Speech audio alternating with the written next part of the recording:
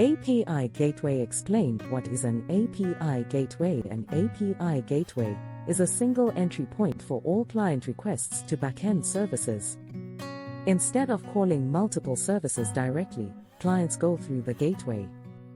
Why it's needed in microservices architecture?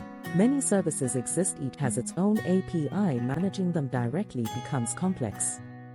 What API Gateway does? Request routing sends requests to correct service, authentication verifies, uses rate limiting controls, traffic load balancing distributes, requests response, aggregation combines results. How IT works. Client API Gateway microservices. Response. The gateway handles all communication between client and backend. Popular tools. Kong, Amazon API Gateway. Why IT matters? Simplifies architecture, improves security, centralizes control, enhances scalability. Simple analogy: API Gateway is like a receptionist. It receives requests and directs them to the right department.